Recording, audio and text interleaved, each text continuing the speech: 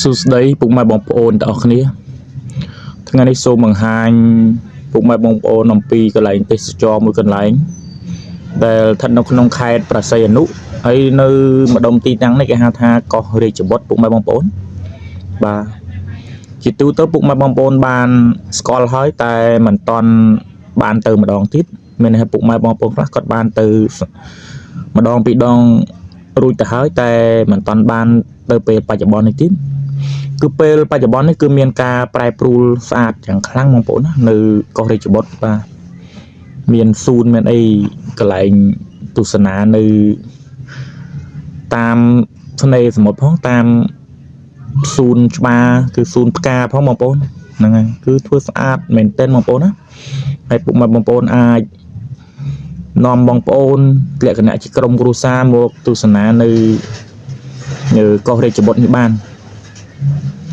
មិនថែមទាំងមានទាំងសួនបងប្អូនចង់ជិះទូកកំសាន្តលេងក៏មានដែរតែក៏សូមអធិស្ឋានមិនបានថតលក្ខណៈជិះទូកចែកជូនពុកម៉ែបងប្អូនទស្សនាទេគ្រាន់តែឃើញនៅសួនច្បារគេតុបតែងស្អាតពេកក៏ផ្ដិតយកនៅសួនច្បារនេះចែកជូនពុកម៉ែបងប្អូនទស្សនាយ៉ាងទៅបងប្អូនហើយនៅក្នុងសួននេះដែរបងប្អូនគេមានដាំដើមឈើកាត់ជារាងដូចជារាងបេះដូងឬក៏កាត់ចេញជារូបសត្វផ្សេងដូចជាសត្វឥន្ទ្រីរូបជារូបផ្សិតរូបអីជាដើមបងប្អូនគឺគេតុបតែងមើលទៅស្អាតមែនទែនបាទនេះសុទ្ធតែជាការរចនាចេញពីអ្នកថែសួនបងប្អូនដែលគាត់មានទេពកោសល្យក្នុងការតាក់តែងឬក៏ថាក្នុងការដែលគាត់កាច់មែកឈើឲ្យចេញជារូបរាងសត្វបងប្អូនបាទនេះសុទ្ធតែផ្កាបងប្អូនផ្កាពូលឿងតែសូមអធិស្ឋានដោយសារតែខ្ញុំមិនស្គាល់ប្រភេទផ្កានេះថាផ្កានេះឈ្មោះអីទេបងប្អូនគ្រាន់តែឃើញស្អាតក៏ផ្ដិតយកនៅវីដេអូនេះចែករំលែកពុកម៉ែបងប្អូនទស្សនាកំសាន្តលេងយ៉ាងទៅហើយបើពុកម៉ែបងប្អូនអាចចង់មកទស្សនាទេក៏អាចមកទស្សនាបានហើយគ្រាន់តែមកដល់ខេត្តប្រស័យអនុស៊ូម្នាក់ដែលរស់នៅខេត្តប្រស័យអនុថាកោះរាជបុត្រនៅឯណាគឺគេស្គាល់ហើយបងប្អូនណាហ្នឹងហើយស្អាតណាស់បងប្អូនណាគឺថាការតុបតែងរចនាមើលទៅសប្បាយបងប្អូនមើលទៅស្រឡះមុខស្រឡះមាត់ល្អហើយក៏មើលទៅជាទីរីករាយបងប្អូនបាទនេះគឺគេតុបតែងបែបហ្នឹងបងប្អូនហើយចង់ថតរូបចង់ថតជាវីដេអូអីគឺស្អាតណាស់បងប្អូនណានេះមានបងប្អូនយើងទៅទស្សនាកំសាន្តលេងជាច្រើនណាបងប្អូនបាទ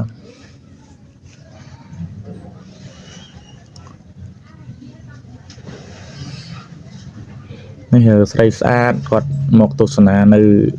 សួនច្បារនៅកោះរាជបុត្រនេះបងប្អូនបាទមានជាច្រើនមានមនុស្សម្នាជាច្រើនដែរបងប្អូនបាទ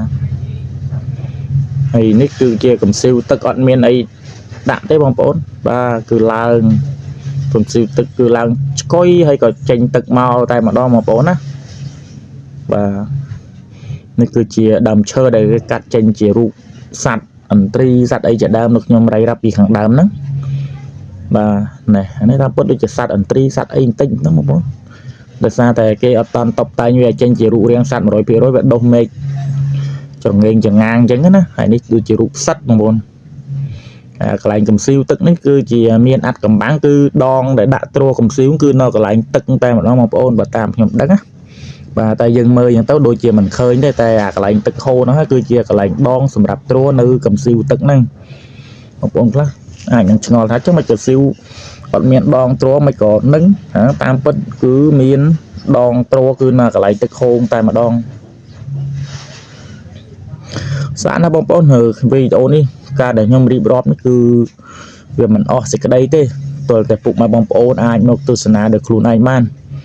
នេះកំសៀវទឹកហ្នឹងគឺដងទ្រនៅកន្លែងទឹកហូរធ្លាក់ចេញពីមាត់កំសៀវតែម្ដងបងប្អូនចេញពីអាកន្លែងឈ្ួយកំសៀវសម្រាប់ចាក់ទឹកចេញហ្នឹងតែម្ដងតែបងប្អូនកុំឆ្ងល់ហ្នឹងហើយនេះគឺជាសុទ្ធតែគេមានវិធីសាស្ត្ររបស់គេឬក៏ថាបន្លំភ្នែកឲ្យយើងមើលទៅប្លែកភ្នែកតែយើងយល់ឲ្យច្បាស់គឺដងទ្រនៅកន្លែងទឹកហូរធ្លាក់ចេញពីកង្សៀវតែម្ដង អញ្ចឹងពុកម៉ែបងប្អូនមើលទៅវីដេអូខ្ញុំមានតែប៉ុណ្ណេះបើរាយរាប់ទៀតក៏វាមិនអស់ដែរបងប្អូនអើយក៏សូមអធិស្ឋានដែរហើយរៀបរាប់ទៅខុសយ៉ាងណាក៏សូមពុកម៉ែបងប្អូនអធិស្ឋានផងដោយសារតែវីដេអូរបស់ខ្ញុំវា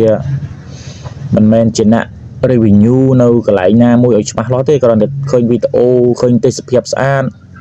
បាទរឿងប្លែកៗក៏ធ្វើវីដេអូនេះចែកជូនពុកម៉ែបងប្អូនទស្សនាយ៉ាងទៅហើយបើនិយាយទៅខុសឆ្គងយ៉ាងណាក៏សូមអធិស្ឋានបងប្អូនណាបាទអរគុណច្រើនពុកម៉ែបងប្អូនសម្រាប់ការចូលទស្សនារបស់ពុកម៉ែបងប្អូនតាំងពីដើមរហូតដល់ចប់ហើយអរគុណដល់ពុកម៉ែបងប្អូនតែងតែជួយ Subscribe ក៏ដូចជាជួយ Follow នៅ Page របស់ខ្ញុំនិង Subscribe នៅ Channel YouTube របស់ខ្ញុំសូមអរគុណច្រើនបាទជូនពរពុកម៉ែបងប្អូនជួបតែសំណាងល្អគ្រប់គ្នាបាទសូមអរគុណនិងសូមជម្រាបលា